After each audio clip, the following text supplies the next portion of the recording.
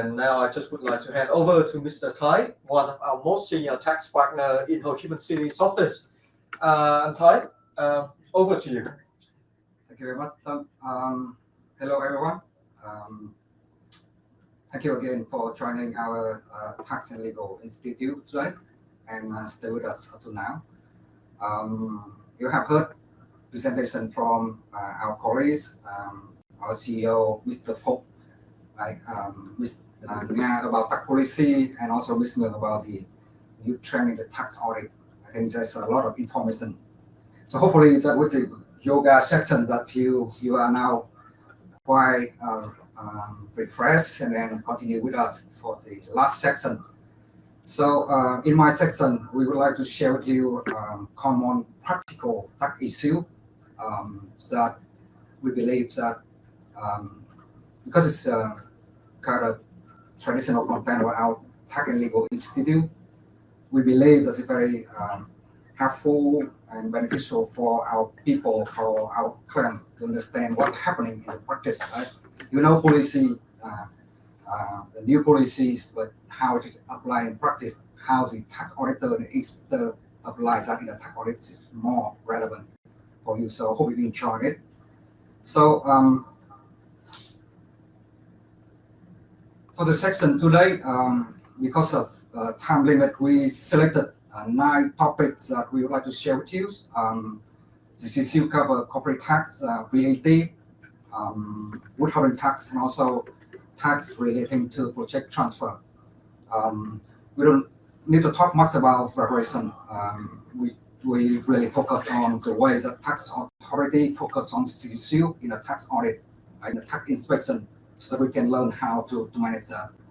So we need to quickly move on. The first issue, the first topic we would like to share with you is relating to advertising and promotion expenses. Right?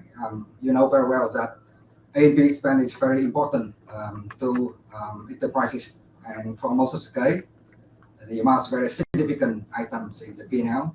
But there are also the areas that tax authorities they focus on, because it's a major adjustment. The challenge for many years, the tax collection should be a huge amount. You may also have heard that for A&P expense, right?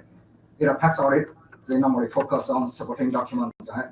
And also whether the expense has been registered, the program has been registered with the Service of Trade. That is very normal, very traditional approach.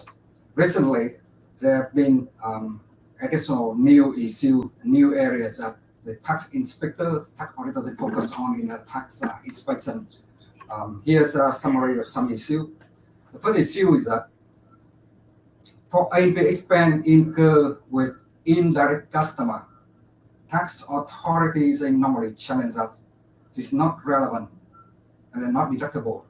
For example, when you provide promotion support, right, like FOC, free goods to the second tier distributor, to the sub dealer, right, or additional support, marketing support, sales support for sub dealer, right, and then tax authority challenge that you don't have direct sale relationship with them, they do not purchase directly from you, and then the expense you incur with them is not relevant.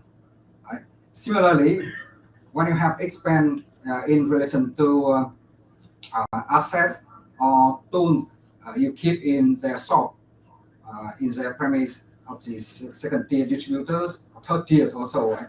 And also for the sub dealer, tax authorities also challenge that this is not relevant because you don't have sale relationship with them. So the legal base for the tax inspector to challenge in this case expense is not relevant. But in the business, right, for many companies, it should be very commonly we argue that it is relevant. Right? Of course, so this is really a dispute and a controversy issue in the tax audit, because we always believe that it is relevant to our business, because the way we support the sub dealer, the second tier distributors will help us to increase revenue. We also see this case that the legal ways that the tax authorities, the tax inspector, they apply to challenge the case not strong. So we really recommend you that you try to argue, try to explain, you try to present them the case, and then try to convince that this is relevant to our business, right? So that should be deductible. But we would like to share with you, like Ms. Gum already mentioned to you, right? In a tax audit, tax inspector normally take aggressive approach, and most of the time they may say that they take that view, and then they apply the tax treatment like that, and then they collect tax first. And if you want to appeal, if you want to take the legal action to sue them in the court, they are fine, except that. So we may end up paying tax first and then appeal later. So that is very difficult situation and a difficult case that we want to share with you. The next issue, quite similar issue, that A&P expense of manufacturing companies which do not have trading activity is not deductible, because tax authorities say that they may argue that the expense is not matching with the revenue, manufacturing revenue, right? This happened when a manufacturing company they do not have sales function, because sales function already assigned to another entity within the group. So this issue mainly happened with a big group where they set up a new trading company, specialized purpose trading company to handle sale. And when they see that the manufacturing company incur A&P expense, they challenge that because you don't have sales function, so A&P expense is not relevant. Of course, people should argue that even we only have manufacturing function, but we do have the right to support this trading company, right? Again, it's relevant that if the trading company can sell the product, it boosts up the product, boosts up the revenues, and then the manufacturing company can produce more, and it's more relevant for the manufacturing company. But again, the tax authority may take that view and apply aggressive approach to challenge. Again, that is not a clear position under the tax law, so we recommend you to explain, to argue, and to seek a further confirmation from the authority. Another issue is quite relevant for recent years because of COVID, right? People may apply discount, a lot of discount, and then tax authority may challenge that if you discount more than 50%, so it's not in compliance with the commercial law, right? And then the expense is not deductible. But again, here, like I just mentioned, that in practice, there could be a lot of cases that the company has a reason to apply different pricing scheme. It's not really a promotional scheme, and then the compliance with the commercial law in case of pricing is different with the promotional scheme. So the challenge of the tax auditor should be different for different cases. So if you have different nature, it's more like a pricing policy. It's not promotional scheme, and then you should try to explain to the authorities and seek further clarification and confirmation. So for this is quite sensitive because the law is quite clear, and if they refer to that, they may have a strong position, but we need to be careful. So this is about A&P expense issue. If you have you are in charge of planning for A&P expense program and the planning for the whole year, you need to be careful about this issue. We now move on to the next issue of next topic.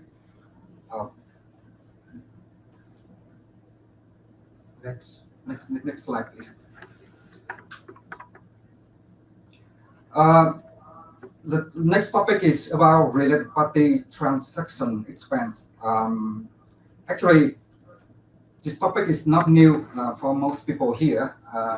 We have heard in our previous tax and legal institute also.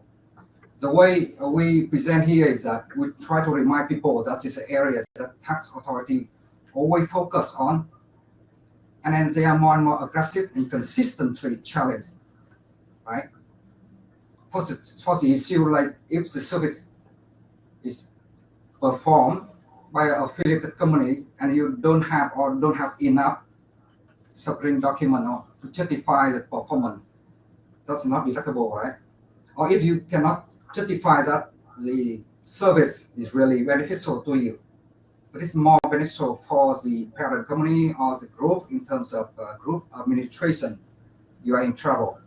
And sometimes they challenge about duplicated services because sometimes you pay to the original firm, but you also pay the same or similar thing to similar service to the global level.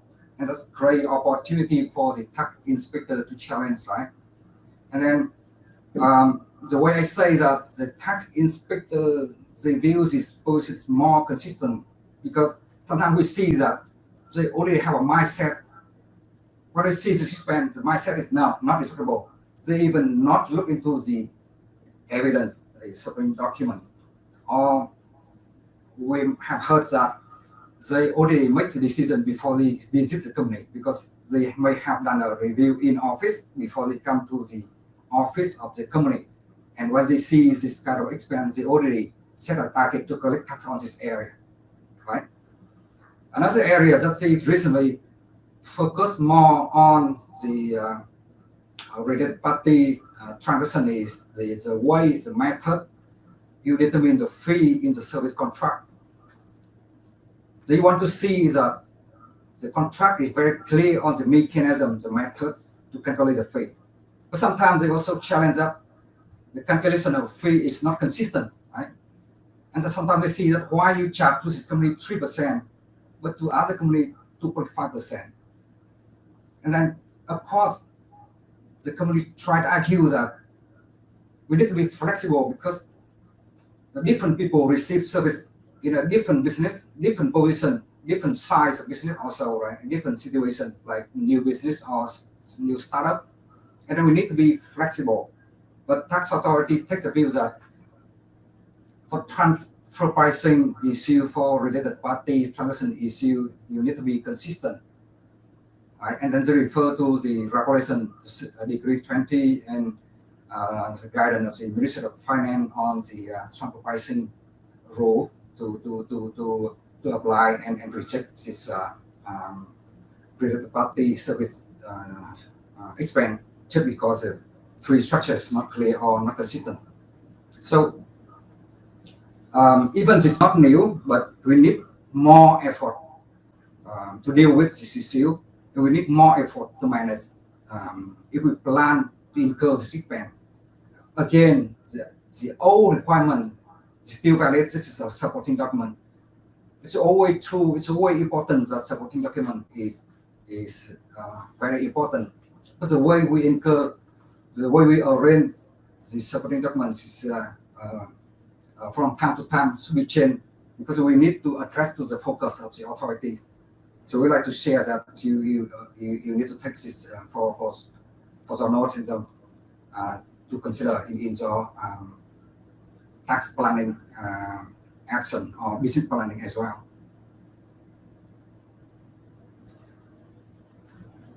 The next topic we would like to share with you is explain in compliance with other regulation. Normally, you may see that right in a normal tax practice. For most of the case, tax authorities focus on tax law only, and they want to see that people comply with the tax law. But not just that. Now, tax authorities they focus more on other laws to see whether the activities of the companies comply with other laws. And if the activity do not comply with other laws and regulations, so relevant expense is not deductible. You can see in the slide that, for example, you have heard about labor cost for expat for the periods that the expat have not obtained work permits is not deductible, right? So they want to see you comply with the labor laws in terms of work permit. Right? Another example is that for construction costs, if they ask to see the construction permit and you could not present, and they may see that, oh, this kind of non-compliant with construction laws, and construction costs should not be like a legal expense and then not deductible. And then you may realize that construction cost is very big item and then relevant for capital expenditure. And if the challenge is really a big issue.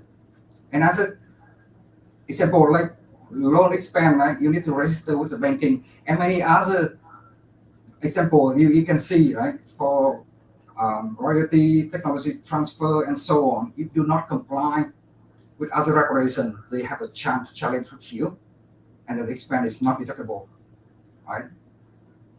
One item we recently observed from practice, a company have been challenged for the franchising expense for many years, and the franchising expense is very big amount.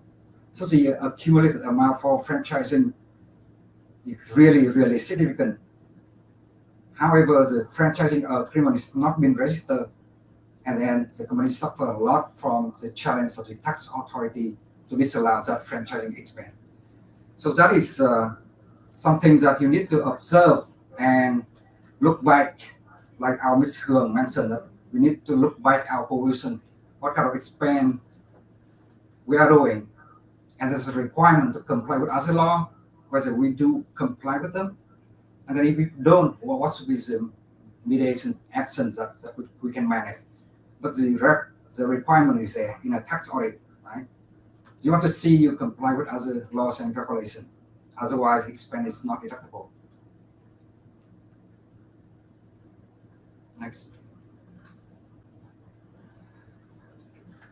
Okay, now we move on another issue. The topic we would like to share with you now is COVID-related expenses.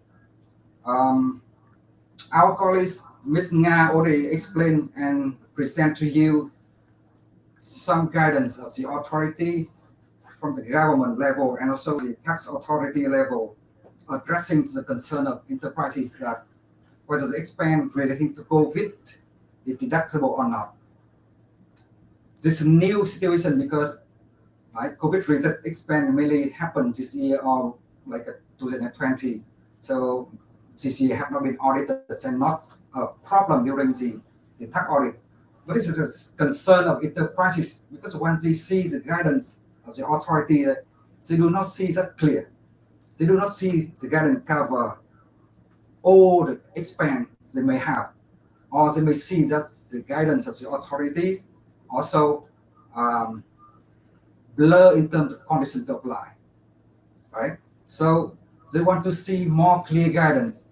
In here, we highlight to use some areas that still unclear, and people expect to see more clear guidance in the near future. More importantly, from now on to the time that we prepare the annual CAT return, right? For example, for COVID testing, vaccination, quarantine, right? Or expenses spent for employees staying at the factory for 3D production, like food allowance, etc. In a ruling that the GDT issued to the Embassy of Korea, they confirm that the expense is deductible. That's it. Not mention anything about the condition. But for the same topic, we have seen some ruling issued by local authority, right, addressing to the taxpayer. They also confirm that the expense is deductible, but they put in some condition. For example, for quarantine time, the expense relating to hotels and accommodation, staying outside of the area, right? They say that if the contracts mentioned about housing, so that is condition. They want to see housing allowance mentioned in the contract. For other expenses, GDT doesn't mention about the cap, but when the local authorities refer to the welfare, because they will apply the treatment of welfare so that they can confirm that it's deductible, right? And then people know very well that if we treat us as a welfare for employees, it is subject to cap. And the problem is that for many cases, a manufacturing company, right, the cap already exists or nearly exists. And then if you incur a lot of expense like for employees, right, and very likely the expense will exceed the cap and not deductible. So people and enterprises want to see more favorable treatment from the authority to support them on this topic, whether still subject to cap or whether the authority should confirm another clear treatment. No need to classify as a welfare what is a labor cost so that it is necessary for business and classify as a COVID prevention expense, for example, and deductible, right? Some other issues the enterprises now still concerned is that in some precedent ruling issue up to now, the just mentioned and cover some very typical expenses.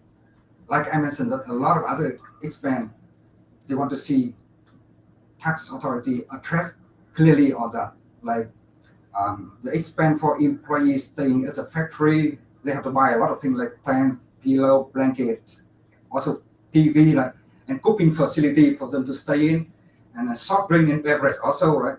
And then whether this is deductible or not, and whether this is treated as a welfare or labor cost, right? And also the expense to support employees during distancing period, where they stay out of normal working place. We have seen many companies to pay the employee for internet allowance, mental and physical health allowance, and personal kit tests and other medical costs and support delivery to them at home.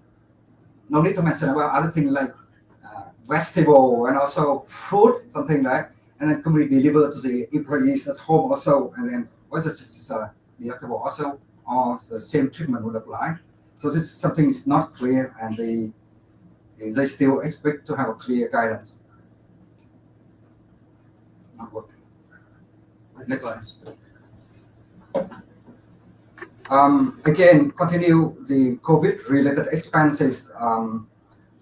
You may have heard about guidance about the depreciation expense, and then authority already issued some guidance, like President official ruling about the depreciation expense when the assets have been put aside, not healed because of COVID. Of course, when we see that when the authority issue guidance to the enterprises, they have to refer to the current law, and they cannot do anything other than the current laws. Right? And when they refer to the law, they still mention that if the assets have not been used for less than 9 months, that's okay, that's deductible. So the question is, what if the assets is not in use for more than 9 months because of COVID? Right? Because the COVID happened in March 2020 up to now, and then up to now, the production capacity is not like recover fully, and they still do not have enough order to fulfill, right? So what happened?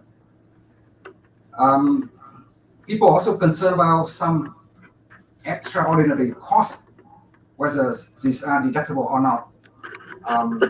It's not just COVID prevention expense. If you recall the presentation of our CEO Warwick, right? Enterprise is concerned a lot about this. They have a lot of risk to manage, right? And then what about the provision for goods, the deliveries, transits, and then the logistics, right? And what is facility for them, and personnel, and also they worry about contract performance, whether the contract will be broken and they have to pay penalty. Another concern could be in the field of accounting also, because normally you can see that they pay a lot for material, logistic, transport, right? Inventory, labor. But from accounting perspective, it may be relating to production cost. And they have to make adjustment for cost of goods sold also. And tax auditors, they normally focus on cost of goods sold adjustment. And here, for sure, in many cases, enterprise classifies as corpusal, not as a welfare and other thing. So the question here is what should be the applicable accounting treatment and also tax treatment here. And sometimes they are worried that the costs are not matching with revenue, because when their factories that's infected with COVID, employee cannot come to work, manufacturing function, the facility is put on hold.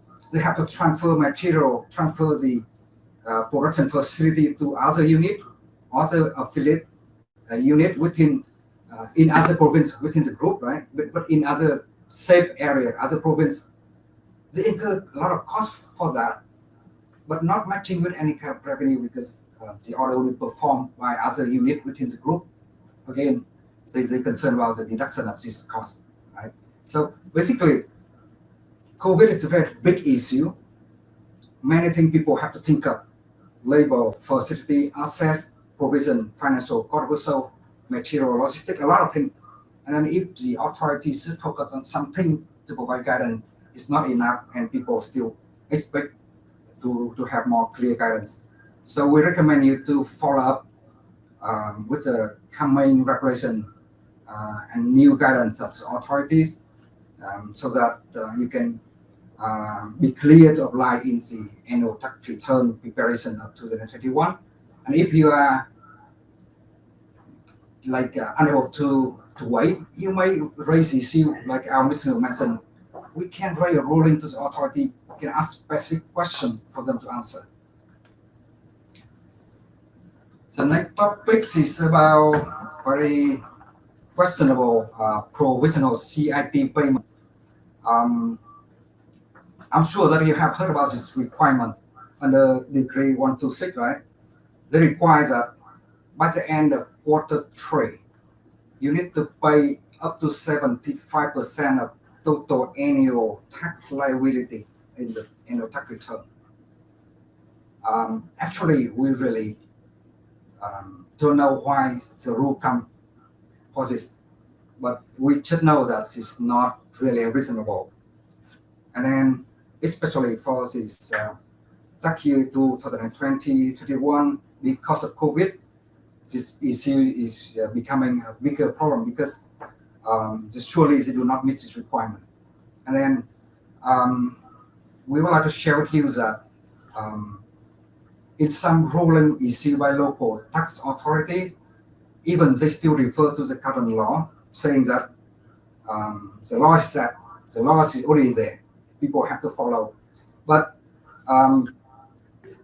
they say that the Minister of Finance is drafting a new circular to address to this issue. They propose to put on hold this rule and also change the percentage. So we need to wait and see how the Ministry of Finance addresses this issue and help people, help the enterprises. Next, please. Another issue, another topic we want to share with you relating to withholding tax, foreign contractor tax for overseas support, relating to ANP expand. The case arises, Vietnamese distribution company received advertising and promotion support from another foreign company within the group, right? And then tax authority, as they identify this issue and see that the ANP activities is under control of the foreign parties, and it's looked like the Vietnamese entities selling for foreign companies, and they refer to Circular 103 that the foreign party is subject to tax here in Vietnam, and they apply the deemed taxation mechanism under the Circular 103 to apply 1% FCT on the trading activity. The treatment is quite new to us. Even we are aware of this risk before, but when this happens in practice, it's quite new, quite alerting to other cases. So we recommend that if you are having this situation or planning to have that kind of ANP support, or maybe other kind of support, you need to be careful that because of this treatment from the tax authority, you may end up to pay withholding tax on the amount that earned by the foreign parties. Next, please.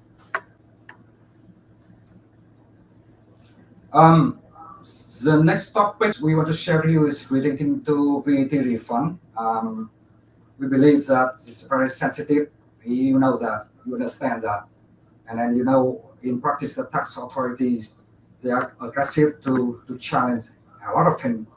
And our Ms. Hương already touched on this issue with a lot of aggressive approach that tax authority may apply to control the VAT refund process.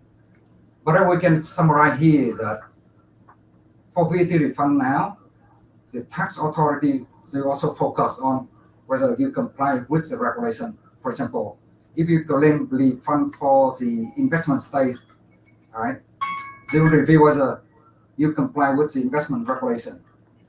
And also, they focus on the payment, whether you comply with the payment.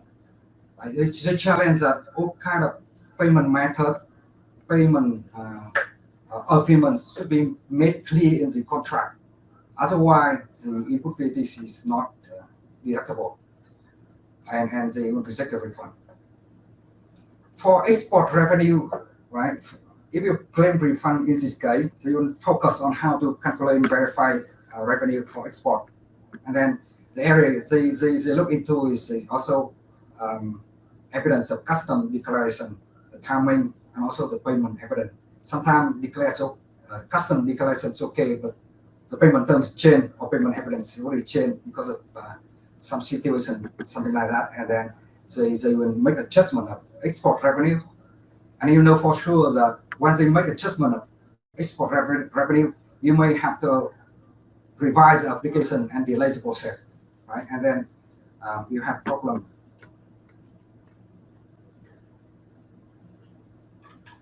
The next issue that they may challenge is relating to administration matter.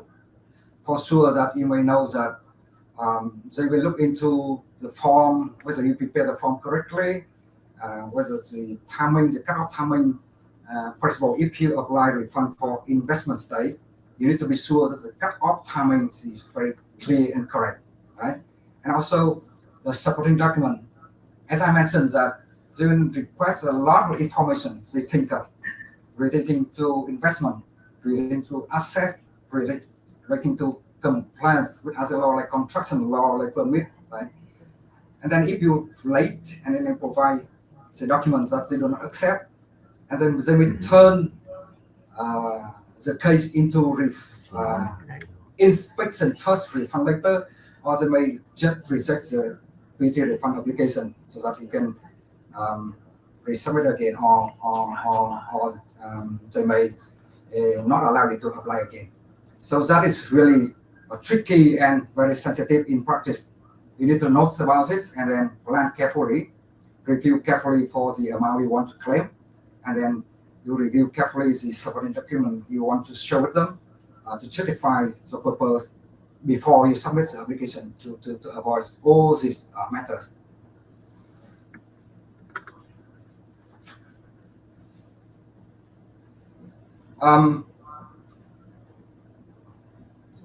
The last topic we would like to share with you is tax treatment of project transfer. Right? You may know that under the current regulation, VAT regulation, right? Project transfer is not subject to VAT.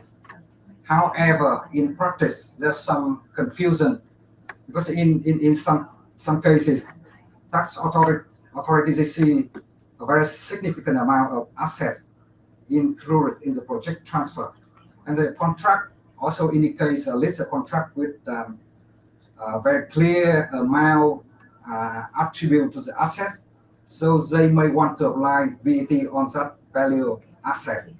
Even the VAT law say project transfer is not subject to VAT. It already happened in practice that people also charge VAT, but another problem happened. So when the other people receive the project, they pay the input VAT, but they cannot claim the input VAT because the tax authority on the other side challenge that, hey, project transfer is not subject to VAT. Why is the seller charge? So if the seller charge incorrectly, you cannot claim input VAT. So that is chicken and egg, and then people have to spend a lot of time to justify, and then that is really a problem for this. So I would like to share with you that recently the authority have put in a draft new decree. They intend to remove the wording from the current regulations that project transfer is not subject to VAT. So under the draft version, the latest version, if they remove the wording like that, we may understand that the project transfer is subject to VAT. Even at this stage, it's quite not clear yet, but I can share with you that if a project transfer is not subject, it wouldn't be changed as a subject to VAT, that would cause a lot of problem, right? Because project transfer involve a very big amount, transaction amount, cause a lot of issue, headache for the cash flow, and also that if the project transfer include intense void, that is not consistent with the principle under the laws. So we recommend that you wait and see how the draft will be finalized and developed, and then we will share with you later on for any development in future if we know. So I think this is the last topic that we share with you. I have done my part relating to practical and controversy sharing. If you have any questions, just raise, and we will meet again to address to our concern in the Q&A section. As a last topic here, last section here, I would like to echo with Mr. Phúc and together with other presenter to wish you staying safe, doing well, gaining much more energy to cope with the new normal in the near future. Thank you very much.